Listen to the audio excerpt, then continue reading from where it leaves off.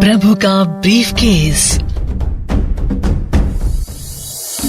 Winston Churchill ने 1907 में Uganda की जर्नी की और अपनी बुक माई अफ्रीकन जर्नी में युगांडा को द पर्ल ऑफ अफ्रीका कहा। लेकिन 1907 से 1970 आते आते युगांडा बहुत हद तक बदल चुका था। अब उसकी सत्ता एक ऐसे तानाशाह के हाथ में थी जिसको दुनिया में किसी ने सनकी तानाशाह कहा तो किसी ने हिटलर ऑफ अफ्रीका, और दुनिया भर में वो बुचर ऑफ अफ्रीका नाम से भी जाना गया। इस तानाशाह के सर पर 5 लाख लोगों की मौत का आरोप लगा और इसने क्रूएल्टी की सारी हदें पार कर दी। वो अपने विरोधियों को चुन चुन कर मारता, किसी को गोली से मारता तो किसी को मगरमच्छों के सामने डलवा देता, और तो और कभी खुद भी इंसानी मांस खाकर अपनी जीत का जश्न मनाता। जी हां, ये कोई और नहीं बल्कि युगांडा का आदमखोर तानाशाह इदी अमीन था। नमस्कार, मेरा नाम है प्रभाकर और आप सुन रहे हैं प्रभु का ब्रीफकेस, जहां पर हम इतिहास में दर्ज वो किस्से, कहानियां और घटनाएं लेकर आते हैं जिन्हें आप सुनना चाहें। इदी अमीन अपने आप को दादा कहलाना पसंद करता था। उसने पहले तो रॉयल ब्रिटिश आर्मी ज्वाइन की और आर्मी में एक कुक की हैसियत से उसने अपनी नौकरी की शुरुआत की। 6 फीट 4 इंच लंबे और 135 किलो वजन वाले अमीन को बॉक्सिंग में इंटरेस्ट था और वो उसमें सफल भी हुआ। फिर क्या था, अपने सीनियर ऑफिसर्स का कॉन्फिडेंस जीत जीत कर आर्मी के अंदर उसने रैंक हासिल करनी शुरू कर दी और जल्द ही वो सेना प्रमुख जैसे अहम पद पर आ बैठा। अब तक इदी अमीन ने चीजों और सत्ता से आ रहे आदेशों को अपने मुताबिक बदलना या उनको मानना शुरू कर दिया, और ये बात उस समय के प्रेसिडेंट मिल्टन ओबोटे को पता लगी। एक बार जब ओबोटे सिंगापुर के अपने दौरे में थे तो वहीं से उन्होंने इदी अमीन पर एक्शन लेना चाहा। ये बात पता नहीं कैसे इदी अमीन को पता लग गई और उसने यहां युगांडा में 3 घंटे के भीतर भीतर सत्ता पलटकर अपने आप को प्रेसिडेंट घोषित कर दिया। अब सिस्टम में उनका कोई विरोधी न था और जो विरोधी थे भी उनको इदी अमीन के वफादारों ने ठिकाने लगाना शुरू कर दिया। यहीं से सत्ता के लिए युगांडा में खूनी खेल के इतिहास की शुरुआत होती है। इदी अमीन कितना क्रूर हो सकता है, इस पर न जाने कितनी किताबें लिखी गई।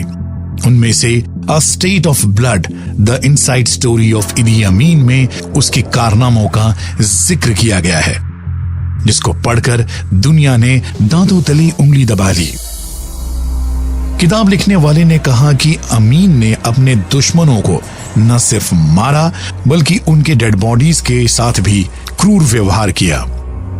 उन दिनों मेडिकल प्रोफेशनल्स के बीच में यह बात आम हो गई कि वहां पर डेड बॉडीज के साथ में छेड़छाड़ की जाती थी। उनके लीवर, नाक, कान, होंठ और यहां तक कि प्राइवेट पार्ट्स भी गायब कर दिए जाते थे। अमीन ने यह कहा कि मारे गए लोगों के शवों के साथ में वो कुछ समय बिताना चाहते हैं। जब मार्च 1974 में उस समय के सेनाध्यक्ष ब्रिगेडियर चार्ल्स रूबे की हत्या हुई तो अमीन उनकी डेड बॉडी को देखने के लिए मुलागो अस्पताल के मुर्दा घर में पहुंचे। उन्होंने वहां के अटेंडेंट्स को बाहर जाने के लिए कहा और उन्होंने कहा कि वो शव के साथ कुछ समय बिताना चाहते थे। आखिर अमीन ने उस डेड बॉडी के साथ में क्या किया, क्या नहीं किया, ये किसी को नहीं मालूम, लेकिन युगांडा वासियों का मानना है कि उन्होंने अपने दुश्मन का खून पिया, जैसे कि काकवा जनजाति में प्रथा है। अमीन काकवा जनजाति से आते हैं। कई बार राष्ट्रपति और दूसरे लोगों के सामने उन्होंने शेखी बघारते हुए यह भी कहा था कि उन्होंने आदमी का गोश्त खाया है। किताब में यह भी बताया गया कि 1975 में जब अमीन कुछ अपने ऑफिसर्स के साथ में जायरे की यात्रा कर रहे थे तो उन्होंने यह भी कहा था कि वहां पर बंदर का गोश्त परोसा गया था, लेकिन वो इंसानी मांस से ज्यादा अच्छा नहीं था। अमीन के एक पुराने नौकर मोजेजो ओलागा ने कीनिया भागने के बाद में एक कहानी सुनाई थी जिस पर आज भी लोग विश्वास नहीं करते। अमीन के पुराने घर कमांड पोस्ट में एक कमरा हमेशा बंद रहता था। सिर्फ उस नौकर को ही उसके अंदर घुसने की इजाजत थी, और वो भी उसे साफ करने के लिए।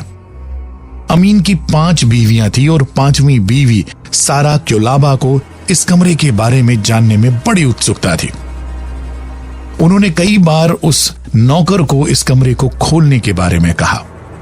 एक बार तो उन्होंने कमरा खोलने के लिए आदेश भी दिया और ना मानने पर पैसे का लालच भी दिया। आखिरकार नौकर ने उन्हें कमरे की चाबी सौंप दी। कमरे के भीतर जाकर सारा ने जैसे ही कमरे के अंदर 2 रेफ्रिजरेटर्स को देखा तो वो अपने आप को रोक नहीं पाई, और जब उन्होंने जाकर एक रेफ्रिजरेटर को खोला तो वो बेहोश होकर गिर पड़ी। उसमें उनके पूर्व प्रेमी यानी बॉयफ्रेंड जीजा गीटा का कटा हुआ सर रखा था। सारा के प्रेमी की तरह अमीन ने कई और महिलाओं के प्रेमियों के भी सर कटवा दिए थे। कहते हैं कि अमीन के इतने अफेयर्स थे कि उनकी गिनती करना मुश्किल था। कहा जाता था कि एक समय में उनकी 35 से ज्यादा गर्लफ्रेंड्स रहा करती थी।